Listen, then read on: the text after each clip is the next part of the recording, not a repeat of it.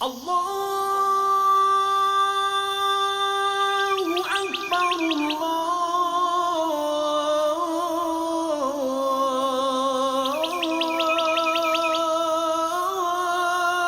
Allahu Akbar.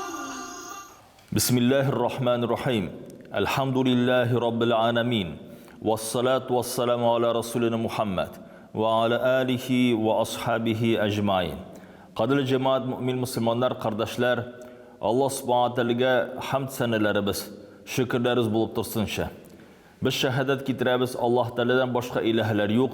Muhammed Mustafa sallallahu aleyhi ve sellem Allah'ın hak ilişkisi ve peygamberi. Qadrli mümin Müslümanlar, bugün Allah subhanahu teala bir rahmet günü Cuma. Şul günlerde koysan biz meşitlerde Allah subhanahu teala yurtu binalarga jiyilişabız. Hem de bizning irlerimizin üstümüzde bulgan farzını o'taymiz. Birgalab Allah subhanahu teala qarata va payg'ambar sallallohu alayhi vasallam qarata ma'lumotlarimizni, bilimlarimizni orttiramiz.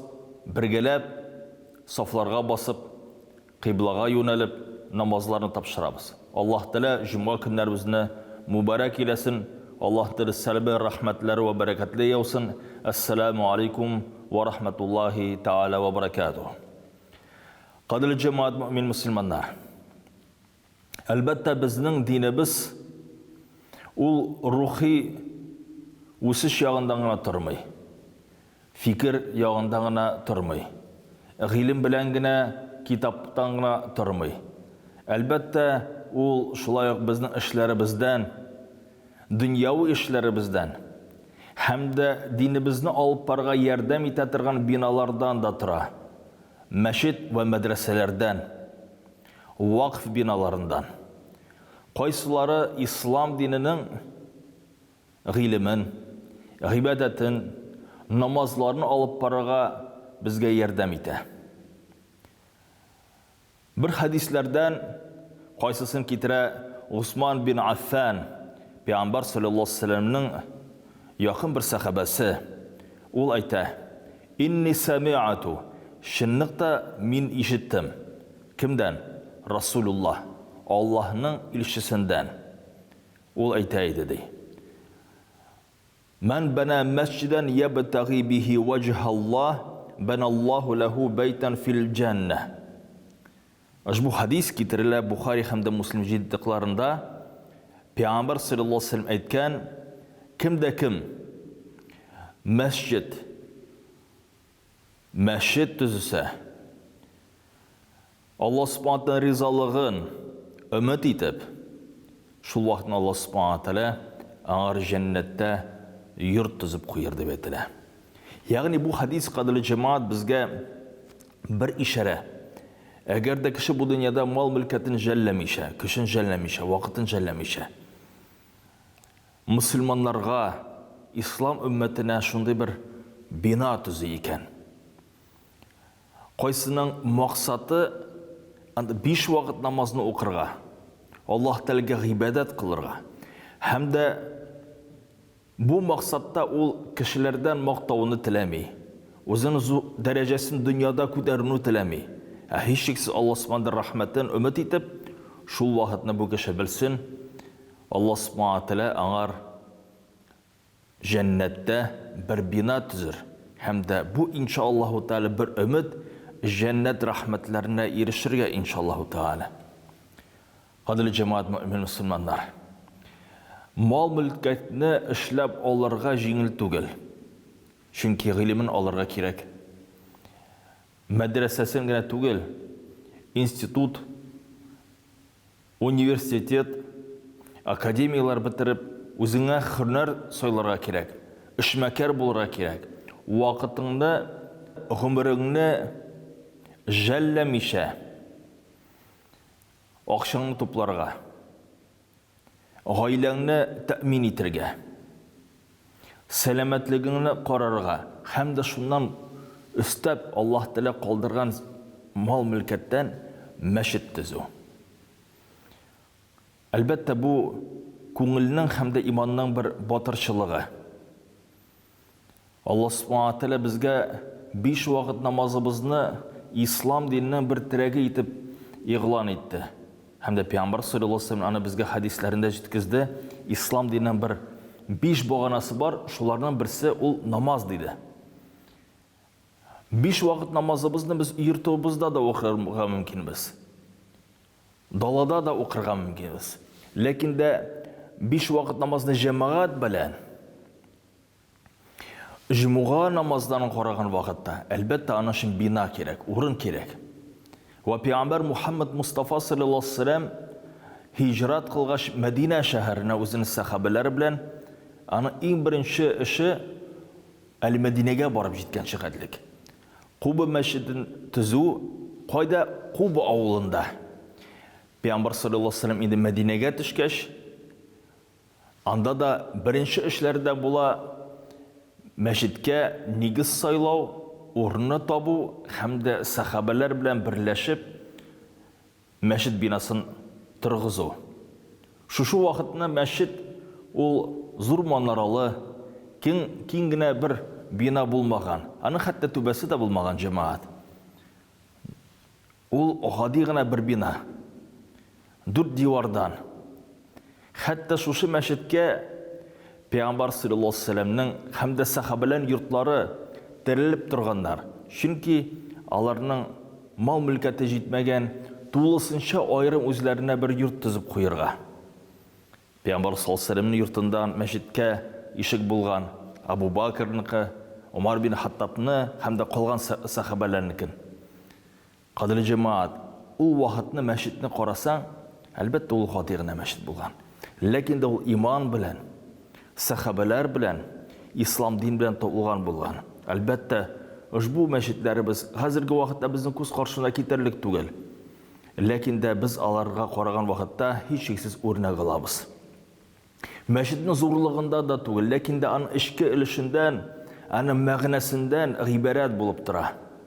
Hamda albatta shu mu'min musulmonlardan qaysilari shu masjidlarni tuturalar, soflandıralar, azan bilen yangıratalar, hem de secde ve rukuklarda bulalar. Peygamber Muhammed Mustafa sallallahu aleyhi ve sellem bir sahabesi Abi Sa'id Khudri isimli jitkize Peygamber sallallahu aleyhi ve sellem isminden hadisini qaysında Peygamber sallallahu aleyhi ve sellem etken İza ra'aytum ar-rajulu ya'tadu masjid feşhedû lehu bil iman. Bu Tirmizi hadislerinin jintiqlarında ketirilir. Eğer de siz arağızdan bir kişini ko'rsangiz, bunda aytilar bir er kişini ko'rsangiz deydi. Erler hem de xotin qizlarda bu jumlaga kira. Ko'rsangiz ana g'adati bor, masjidga kelirga. Ertangi namozga bo'lsin ekan. Ila namozina bo'lsin ekan. Juma namozina bo'lsin ekan. Hatta iki g'ayit namozina kelib ketatirgan aning g'adati bo'lsa, ko'rasan ekan tubatayin kelgan, yovlig'in kelgan o'tira birgalab musulmonlar bilan namoz o'qiy. Sen endi andan iymonni so'rama. Sen Allohga ishonasizmi yo'qmi ekan deb. Payg'ambar sollallohu alayhi vasallam nechik aytgan, "Fashhadu lahu bil iman." Shahid bo'lg'iz, u iymonli degan, u musulmon degan. Hamda shunday bir oyatlarni o'qib jibergan. Tavba surasining 18-oyatlaridan istag'fir billah. İnnema ya'muru masajidalloh man amana billahi vel yawmil akhir. Şunaqta şular qo'ysalar masjidni turg'izalardi. Masjidlarni Allohning yurtlarini turg'izalar, şular qo'ysalar ishonalar, iymon keltirdilar Allohga ham oxirat kunina. Oxirat kunina. Ey oxirat kuni. Bu musulmonning o'zina bir ayrim sifatli. Chunki masjidga kelgan vaqtda bizni adablar bor. Masjidga kelgach biz dunyo so'zini silamaymiz. Savdo turida o'zimizga kerak yaroqlarni silamaymiz.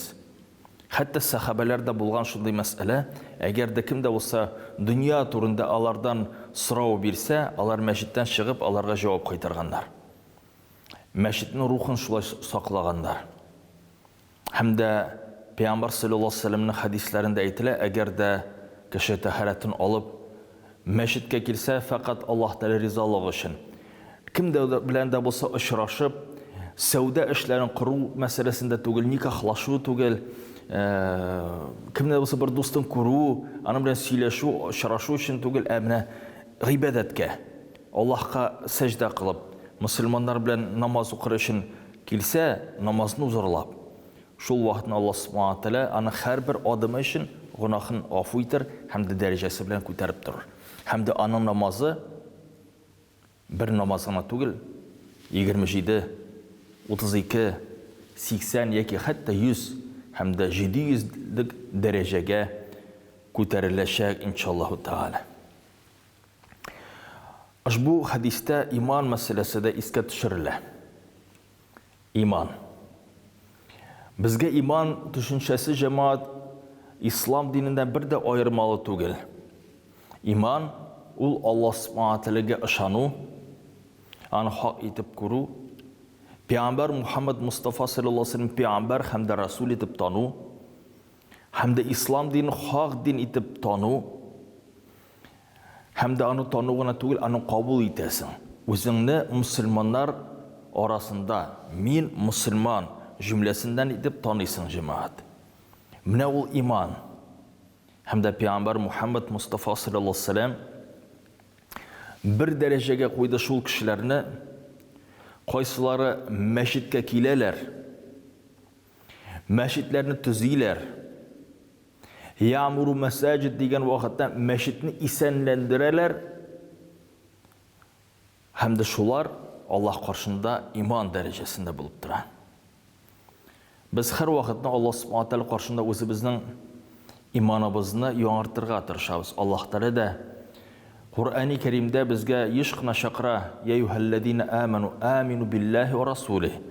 Я иман китергән мөмин мөселманнар, Аллаһка иман китерегез һәм аның пәйгамбәренә. Кайрыгыз әле Аллаһ Тәгалә югыйсә әйтә бит: "Я иманлы мөмин мөселманнар, иман китерегез". Ни сәбәптән шулай? Чөнки кеше мәчеткә килү белән, мәчетне төзү белән, мәчеткә хезмәт итү белән, мәчеттә җыештыру белән, паклау белән, мәчет эшләрендә катнашу белән, мәчеттә дәрес алу белән, гыйлем истәү белән, ул үзенең иман һәр вакытны куәтләп тора.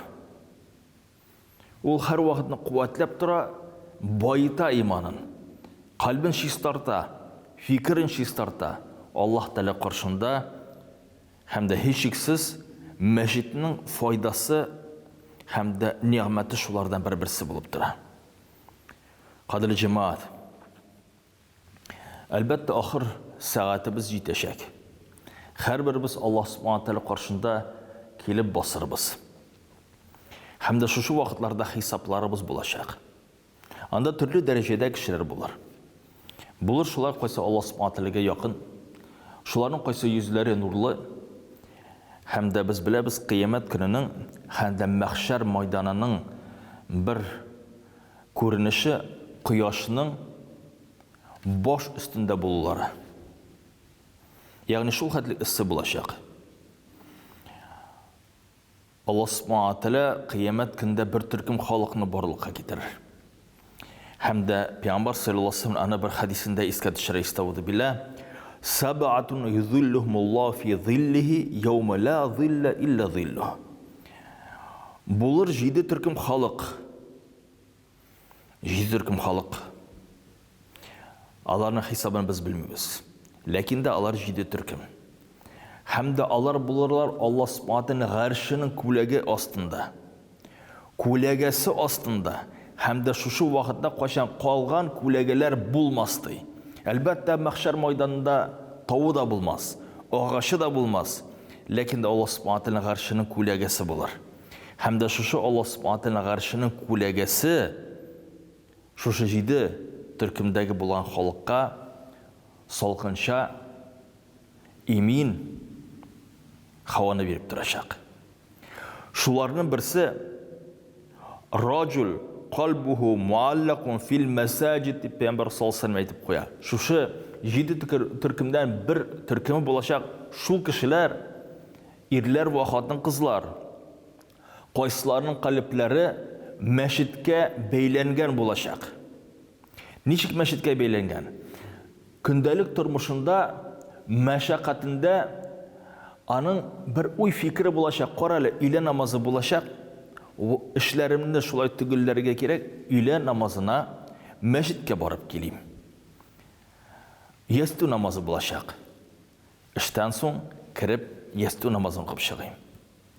Карале, бүген мәчеттә дәрес бирәләр, Куръан дәресе. Шушы көнне мәчеткә Куръан дәресенә барыйм. Һәм дә бүген кешеләр мәчеттә җыелыша. Шәкертләр киләләр. Барып шушы мәчеткә дәрес бирим дигән фикер белән йөриләр ди. Кадерле җәмәгать мөэмин мөселманнар. Гомумән әйткән вакытта мәчет ул фақат шул бина түгел, кайсысында без килдек, 5 вакыт намаз укыдык һәм дә киттек. Аның каршында төрле хезмәтләр, эшләр тапшырылган. Һәм дә мәчетне төзү мәсьәләсендә килгән вакытта аны карау мәсьәләсе дә бар бит әле. Анас бин Малик үзенең бер хадисләрендә әйтте, кайсы Пәйгамбәр саллаллаһу алейһи ва саллям аңа җиткезгән: "Иннама уммарул масаҗид хум ахлуллаһ". Шулар кайсылары мәчетне төзиләр, алар Аллаһ субханаһу ва тааляның гаиләсеннән, ахлуллаһ. Ахлуллаһ. Карагыз әле шушы матур сүзне, субханаллаһ. Һәм дә галимнәр әйтәләр, уммарул масаҗид, мәчетне төзүчеләр, мәчетне исәндерүчеләр, намазга килүчеләр һәм дә шул кешеләр кайсылары мәчеткә хезмәт китерәләр. Даими рәвештә мәчеттә эшләп микән? Яки хәзрәт шимбә көненә, якшәмбе көннәренә тирә-якларны чистартырга чакырса, шуларда катнашалар микән? Яки мәчеттә садакасын китерәләр микән? Уты җылысы булсын дип, чөнки безгә мәчеткә килгән вакытта тәһарәтенә суы булсын, ул җылы булсын, бинасы чиста пак булсын дип, аның мал-мөлкәтне, тырышлыкны, ул хисапны һәм дә эш хакын таләп итә. Шуны турында кайгыртып торучыларга Аллаһ субханаһу ва тааля нихәтлек зур дәрәҗәләрне бирә, кадерле җәмәгать. Кадерле дуслар, Аллаһ субханаһу ва тааля Куръан-ы Кәримдә Нур сүрәсендә мактап әйтә шул биналарны һәм дә җирләрне, кайсында Аллаһ субханаһу ва тааля исемен искә төшерәләр. Һәм дә искә төшерү зикрдән булсын микән? Азандан булсын микән? Намаз укудан булсын микән? Куръан укудан булсын микән? Дәрес бирү һәм дәрес алу, гомумән ислам динен өйрәнү булсын микән? Файдалы белемнәр бер-безгә тапшыру булсын микән? Алар шу урыннан кайсы Аллаһ субханаһу ва тааля биналары? Аллаһ субханаһу ва тааля әйтә: "Истауду билlah фи буютин адиналлаһу ан турфа юзкара фиха исмуху юсаббиху лаху фиха бил-гуду вал-асал". Бар шул урыннар кайсында Аллаһ субханаһу ва тааля рөхсәт итте Аллаһ субханаһу ва тааляның исемен зурларга. Безнең бар шундый урыннар, кадерле җәмәгать мөэмин мөселманнар, кайсында Аллаһ субханаһу ва тааля исемен biz искә төшерәбез, ләкин дә намаз укымыйбыз. Ул мунча булсын микән, ул шүплекләр булсын микән, яки шундый урыннар кайсында мәҗүсиләр үзләренең гыйбадәтләрен үтәгәннәр. Калган урыннар, алар бөтенесе, ничек Пәйгамбәр саллаллаһу алейһи ва сәллям әйтте, дөнья ул тулысынча безнең өммәтебезгә, мөселманнар өммәтенә мәчет дип атала ди. Без кай гына булмасак, басуда булсын микән, азанын әйтеп намазга баса алабыз. Яки базарда булсын микән, аэропортта булсын микән, эш урыныбызда булсын микән, баскан урыныбыз безнең мәчет. Баскан урыныбыз безнең мәчет. Һәм дә шушы дөньяда, кадерле җәмәгать, шундый вакытлар булырга мөмкин, кайчан кешеләр мәчетнең кадерен күрмәскә мөмкиннәр. Хәтта кешеләрне тыйырга мөмкиннәр мәчеттән. Ва Пәйгамбәр саллаллаһу алейһи ва сәллям вакытында булды шундый вакыт, кайчан Пәйгамбәр саллаллаһу алейһи ва сәллям Мәдинә шәһәрендән сахабалар белән җыелышып киттеләр Мәккәгә. Гумрә кылырга, сәҗдә кылырга. Шул урыннарга кайсы Ибраһим алейһиссәлам яшәгән һәм дә Пәйгамбәр саллаллаһу алейһи ва сәллям анда туган Мәккә шәһәренә. Ләкин дә Мәккә мөшрикләре аларны кертмәделәр. Аллаһ субханаһу ва тааля Куръан-ы Кәримдә әйтә: "Истауду билlah وَمَنْ أَظْلَمُ مِمَّنْ مَنَعَ مَسَاجِدَ اللَّهِ أَنْ يُذْكَرَ فِيهِ اسْمُهُ وَسَعَى فِي خَرَابِهَا أُولَئِكَ مَا كَانَ لَهُمْ أَنْ يَدْخُلُوهَا إِلَّا خَائِفِينَ لَهُمْ فِي الدُّنْيَا خِزْءٌ وَلَهُمْ فِي الْآخِرَةِ عَذَابٌ عَظِيمٌ. Bakara suresinden. Qarağızəli şularını dey, qaysıları tıyalardı kişilərini məşidlərə barıb g'ibadət qılırğa dey. Allah'ını iskə düşürgə dey. Onda El-Haram məşidini turunda iskə düşürgə. Hem de Allah məşidini südəsilər kilə. Her vaxtdan qadir cemaat məşid o faqat binağına tugul. Məşiddə namaz oquşular. Müslümanlar da alar məşid bulup duralar. Çünkü alar məşidini toplayırlar qadir cemaat. Müslümanlar Peygamber sallallahu aleyhi ve sellem Ulaika ma kana lahum an yadkhuluha illa khaifin. Yu ise de Allah subhanahu wa ta'ala. Alar Allah subhanahu wa ta'ala iman kitirip şu məşidlərə kirgen vaxtda bir tübənsiligin Allah qarşında özünün tübən ikenin anlap kirseler yaxşıraq bulur edip Allah subhanahu wa ta'ala iskə düşürə. Qadirli cemaat, elbette İslam dini bizde məşid zor urunu Allah. Hazırki vaxtda ol bizden işin qədəti. Elhamdülillah devleti bizde, Qazan şəhəri bizde. Avullarımız hem de rayonlarımızda məşidlərimiz hem de azanlarımız yanqırab tura. Tataristan jirligindəginə 1500'den artıq məşid cemaat. Əli şul urunlar qaysında musalla, namaz oqitırğan binalar hem de fatirlar əli köpməsi cemaat. Oku binasında bulsun mikan, iş urunlarımızda bulsun mikan, bazarlarımızda bulsun mikan, savda yurtlarımızda bulsun mikan. Qadirli cemaat, hiç şüphesiz bu Allah subhanahu rahmeti. Biz anar şükür qaldırğa tiyişbiz.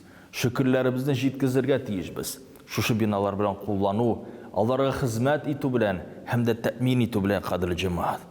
Elbette şu nimetini kullanıyıq. Məşidlərimizə kilik. Məşidlərimizdə dərislərini alıyıq, hem de dərislərini biriyik inşallahu teala. Kimdir Fatiha suresini iretir alır. Kimdir dinini iretir alır. Qadirli cemaat kullanıyıq şu binalarını. Alar her birisi xalqının akşası bilen, Müslümanlarının şığımları bilen tutula. Hem de hiç şüphesiz şul kişilerge qaysıları öz mal mülketinden çıkarıp məşidlərini tüzüdülər. Məşidlərini təmin etələr. Jılısın, otun. Muğallimlərini hem de həzərətlərini Allah Teala sizin turmuşlarınızga bəxit ve bereket, tanışlık ve eminlik birsin. Elbette qadirli cemaat. Şu cuma namazlarına yığılışabız, bir saflarga basabız. Məşid bulmasa, anı ötəp bulmay. Cuma'nın bir farazı, anın bir şartı o məşid bulup duruyor. Elbette qadirli cemaat. Şu məşidlərimizdə azanlar aytilə. Müezzinlər xizmət edə. Allah gününe 5 mərtəbə Allah'ın büyüklüğün, Peygamber Muhammed Mustafa sallallahu aleyhi ve sellem'nin Resullüğün şehadet kitirələr. Şaqıralar bəxətə hayya aləs-salah, hem de şaqıralar namaza hayya aləl-fəlah deyib. Qadirli cemaat, mümin Müslümanlar, bu məşidlərə kiligiz. Allah subhanahu teala'ya secde qılığız. Hem de hiç şüphesiz Allah subhanahu teala her birimizden kalplerimizde iman ve takvalıklarımızı üstürsün. Amin.